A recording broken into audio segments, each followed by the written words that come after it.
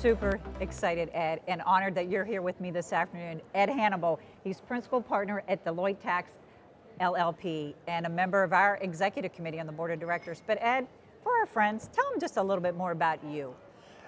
Thanks, Peggy, for having me. I've spent the last 25 years consulting with organizations across the mobility spectrum. Wow, 25 years. So, all right, I got a question for you. Tell me about the speed of change. Have you seen it more intense the last couple of years? Or has it been at the same intensity and we're just all crazy about it? No, I think it's happening pretty fast. I started my career, it was pretty traditional. We didn't even call it global mobility. It was sort of international assignments.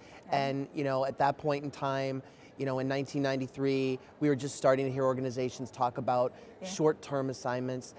The definition's completely changed. Yeah. It's a fast-moving train. Yeah.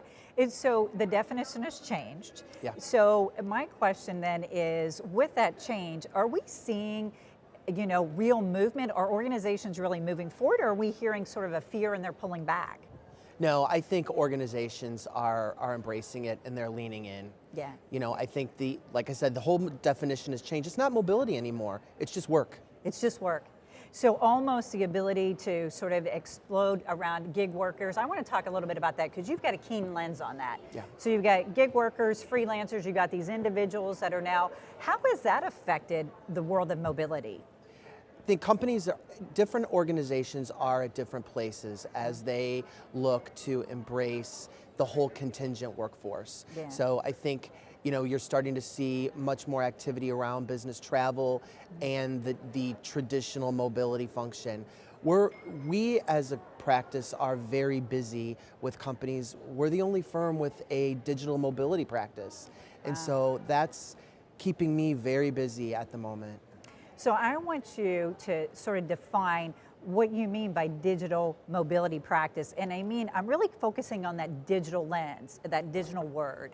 Sure. First of all, it's about experience. Companies are really rethinking the overall experience. ERC is 54 years old. Yeah, 54, yeah. And I think it's safe to say that mobility has not changed in 54 years. It's a pretty clunky experience, right? Yeah. It's been that kind of process, and that's changing. Yeah. Companies want a different experience. They want their employees to feel it, and that's impacting the entire delivery model. Yeah.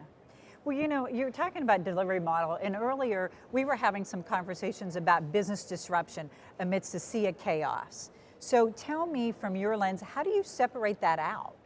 How do you separate that and get real progression? I think you have to take a moment and actually sort of stop. And you have to really look at what matters right now. I think you can get sucked into the chaos and the turmoil, but I think you have to be really focused. As a client-focused person, you need to be focused on your clients. Yeah. You need to find out what are their needs, who's asking, what is the speed that we need to react. I think you have to really try to find that balance in the storm. So possibly then hearing you, we've got to be better listeners. Yes. Yeah, much better listeners, right? That's why, what is the old line? It's why we have 2 ears and 1 mouth, right? Yeah. Right? Yeah. This is true, right? You've got to listen twice as much and twice as hard. And I think we as a community to change with the transformation that's going on, we have to all embrace being better advisors to our clients. I think we have to get away from order-taking mentality. Yeah, no, much more consultative. Yeah. Super excited, Ed, to share this afternoon with you, and thank you so much.